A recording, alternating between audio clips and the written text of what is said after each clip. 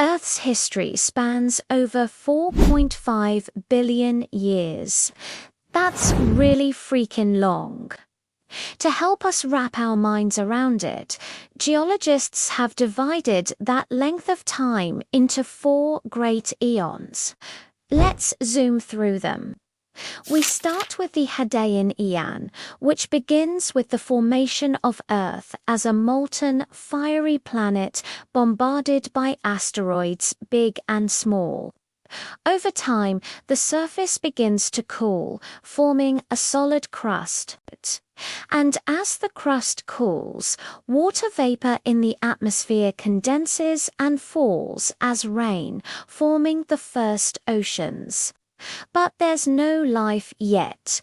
Not until the Archean Eon, which starts with a bang as the first life explodes onto the scene.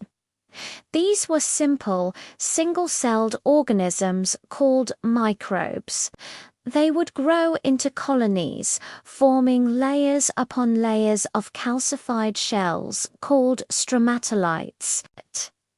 As the microbes grew and reproduced, they changed the chemistry of the seas.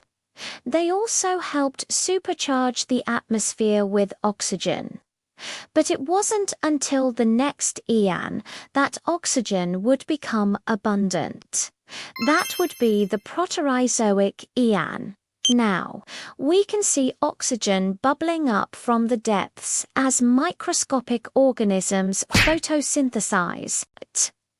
This is when eukaryotic cells evolve, which contain a nucleus and other organelles. Multicellular organisms like algae and the first animals appeared during this time, along with the first land plants and fungi. So all of this happened before humans showed up. That's right, we are not the center of the universe. In fact, our species only emerged at the very end of this last eon, the Phanerozoic Eon, which began 540 million years ago. This is also known as the Cambrian explosion because so much life appeared suddenly.